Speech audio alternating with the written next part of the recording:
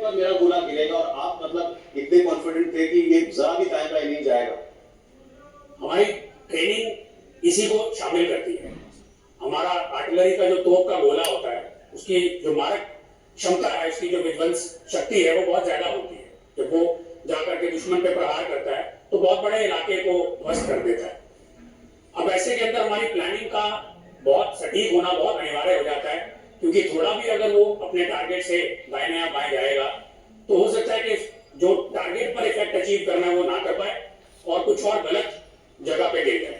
तो ये हमारी ट्रेनिंग का हिस्सा है कि हम इस तरह की इंफॉर्मेशन बिल्कुल सटीक तरीके से गैदर करें, जहां पे फायर करना है बिल्कुल वहीं फायर करें और टारगेटेड तरीके से जिसे हमने टारगेट करना है उसी। आपके निशाने पे कितने टारगेट्स थे?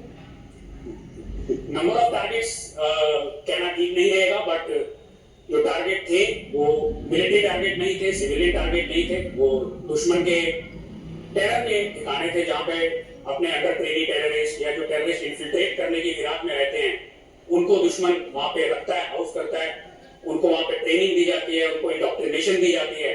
तो ऐसे जगहों की इंफॉर्मेशन थी जहां पे ये टेररिस्ट बड़े संख्या में एकत्रित हैं, शायद आने वाले समय में इन्फिल्ट्रेट करने की कोशिश करें, तो उनको उनके घर में घुस के ही ध्वस्त किया। सर ये कैसे पता चलता है कि आपने तो फायर कर दिया, ये मतलब मैं कामयाब हुआ कि नहीं हुआ, मतलब मेरा जो इंटेंशन था जिस जगह हिट करने का वहां हिट हुआ कि नहीं हुआ, इसको कैसे पता लगाते हैं?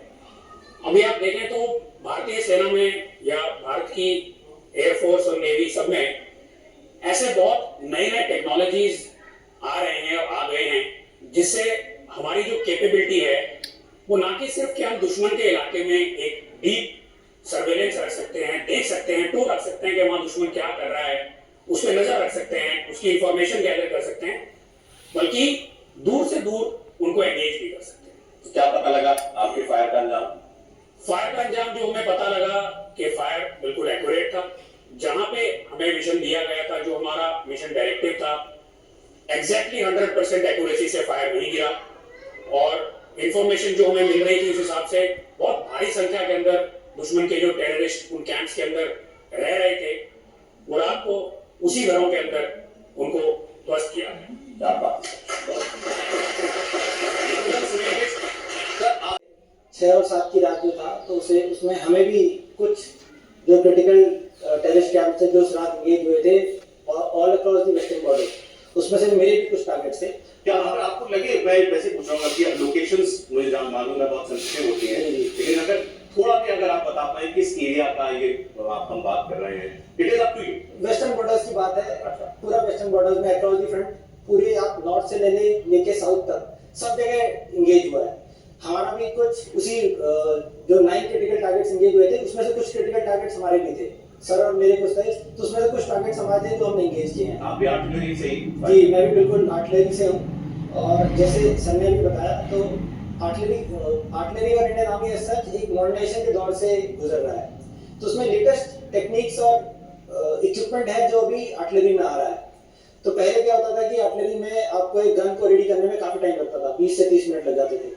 अभी क्या है कि लेटेस्ट गन्स ऐसी आ गई है कि आप 2 या 3 मिनट के अंदर आप रेडी हो जाते हैं बिल्कुल फायर करने के लिए। आप गए एक जगह पर आए, अपने जिस लोकेशन में जहां पर आपने एयरमार्क कर रखा है आपको उस जगह पे आके फायर करना है, तो वहां पर आए और विदिन आप 2-3 मिनट रेडी है और आप सीधे राउंड लॉन्च कर सकते हैं। तो ये धीरे धीरे ऐसे मॉडर्नाइजेशंस हैं जो इंडियन आर्टिलरी और इंडियन आर्मी में आ रहे हैं। और एक सवाल आपने जैसे पूछा था कि आपको आपके टारगेट्स का अंदाजा कैसे हुआ, कि उस पर इफेक्ट कैसे पता चला, वो तो आप लोगों ने दिखाया हमें। अगले दिन जो आपने रील्स करी और आपने जो सारे वीडियो दिखाए, उससे हमें अपने टारगेट्स का हमने अपने टारगेट्स का इतना डिटेल स्टडी किया था, सैटेलाइट इमेजरी चाहे जितनी भी इमेजरी से उसे इतना डिटेल तरीके से एनालिसिस कर रखा था कि जब आपने अगले दिन रील्स चलाई और सारे वीडियो दिखाए, हम पिन पॉइंट करके बता सकते हैं देखिए हमारा टारगेट का इफेक्ट ये रहा।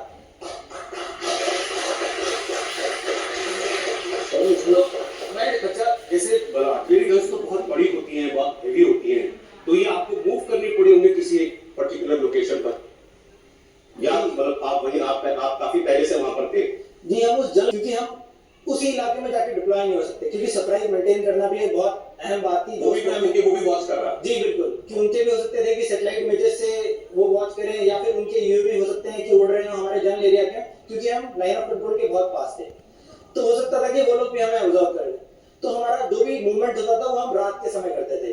तो रात के समय हमारी ट्रेनिंग, हमारी प्लानिंग, हमारी प्रिपरेशन, हमारी रिहर्सल पूरा सब रात के समय रहती थी।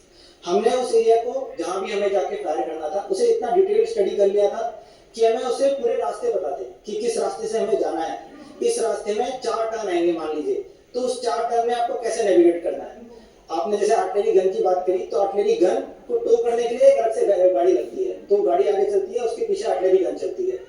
तो उसके साथ साथ उसका टर्निंग रेडियस, मतलब जब घुमाव करती है तो थोड़ा बढ़ जाता है, नॉर्मल गाड़ी की तरह नहीं होता। करके रखा हुआ था, वहां जाके अपनी गन्स को हमने रेडी किया और उसके बंदे थे वो अपने अपने ओवरहेड प्रोटेक्शन या जहां पर जाके सिक्योर हो सकते थे वहां जाके स्टेशन हो गए। सारे मेहमानों से तो मुझे ये तो पता था कि रात को हुआ, 1 बजे के बाद हुआ, 22 मिनट में सब कुछ खत्म हो गया। एक बड़ी इंटरेस्टिंग बात मुझे बताई कर्नल साहब, आपको बताया तो अच्छा लगेगा कि ये रात के इतने बज के इतने मिनट पे होगा। आर्मी तो मिनटों और सेकंडों में कैलकुलेट करती है, वो तो हम समझ सकते हैं। निर्देश ये था कि एग्जैक्ट इतने बजे गोला गिर जाना चाहिए, गोला या बम जो भी। सर, जो ये ऑपरेशन था ये खाली आर्मी का ही नहीं, बट आर्मी और एयरफोर्स का जो ये जॉइंट तरीके से प्लान किया गया था। और डायरेक्शन ये थी कि रात 1:05 पर सभी टारगेट एंगेज होने चाहिए। आप टारगेट जब कहीं से भी एंगेज करते हैं तो उस टारगेट में आपके गोले को पहुंचने में कुछ समय लगता है। तो हमारी प्लानिंग कुछ उस तरह से थी कि जितने भी टारगेट दुश्मन के उस रात को एंगेज हो रहे हैं उन सबके ऊपर प्रहार एक साथ 1:05 पर गिरे। तो चाहे वो कहीं से भी फायर कर रहा हो, तो हमने उसकी पूरी बैकवर्ड कैलकुलेशन की, तो उतने मिनट से फायर किया और वहां पर फायर सभी टारगेट पर, चाहे वो एयरफोर्स ने फायर किया, चाहे वो किसी आर्टिलरी ने किसी और लोकेशन से फायर किया, चाहे मेरी आर्टिलरी ने फायर किया, तो उन सभी टारगेट्स के ऊपर जो फायर गिरा वो एक साथ पहुंचा ताकि एनिमी के, दुश्मन के खेलने के अंदर एक कंफ्यूजन हो, उन्हें समझ ना आए कि ये कहां से एक साथ इतने सारे टारगेट पर भारी मात्रा में फायर आना। मिनट के इतने सेकंड लगेंगे तो मुझे उतना पहले फायर करना है। 1:05 से उतना पहले मेरी तोप चल जानी चाहिए ताकि वो वहां पर गिरे। कमाल की ट्रेनिंग और कमाल का जो है एक कोऑर्डिनेशन है। मेजर जेरी ब्रेस, आपको मैं पहले इंट्रोड्यूस जब कर रहा था तब बताया था, सर के हाथ वो हिट हुए और हाथ में उनके एक टाइटेनियम प्लेट जो है वो लगी हुई। तो मैंने पूछा कि ये जब हुआ तो आपके तो तुरंत, हमें तो लगता भी हमें तो ज्यादा ही चोट लगती है तो हम आते हैं डॉक्टर के पास। अब वहां तो डॉक्टर था नहीं उनके पास। तो कितने घंटे सर आप पहले वो पूरा वाक्य बताने से पहले इतना बताइए, कितने घंटे उसी हालत में आप रहे? जैसा कोई भी ऑपरेशन में हम बड़ी पैर में ऑपरेट करते हैं, तो ऑपरेशन के दौरान जब मुझे लगा था रिटेलिएटरी फायर करते हुए, तब हमारे में एक बड़ी सिस्टम में जो होता है बैटलफील्ड नर्सिंग असिस्टेंट जो बोलते हैं, जो मतलब फर्स्ट एड में भी ट्रेंड होते हैं। तो उनका काम था, जैसा बड़ी पैर में जब हम ऑपरेट करते हैं उन्होंने मुझे फर्स्ट एड दी है उन्होंने। तो फौज में एक चीज हम फॉलो करते हैं जो ऑपरेशन के दौरान जो बोलते हैं SPA, जो राष्ट्रीय राइफल में हम हमारे बटालियन में फॉलो करते हैं, तो स्टिचअप, पैचअप और बैक टू एक्शन। तो यही चला उसी दिन। तो फर्स्ट एड दिया और जब तक जो हमारा जो टास्क था, प्राइमरी टास्क, जो जब तक हमने खत्म नहीं किया तब तक हमने रुका नहीं।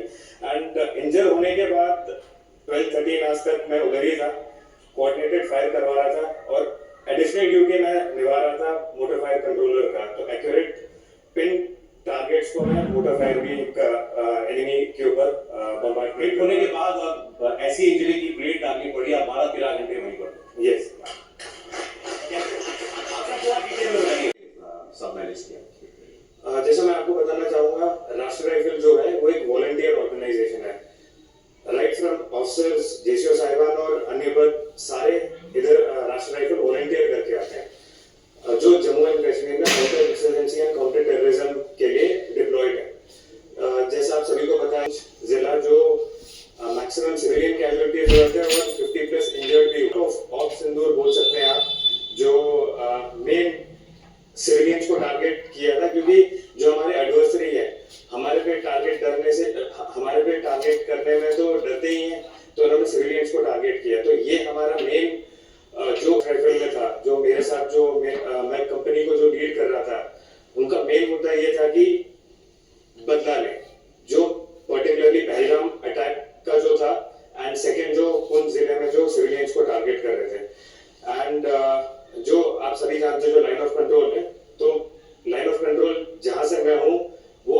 अप्रॉक्स 200 मीटर्स है एंड जो मेरे नियरेस्ट पोस्ट था वो है 500 मीटर्स। तो इसको बोलते हैं हम eyeball to eyeball contact. मैं आमने सामने आपको देख सकता हूँ। आप एनिमी को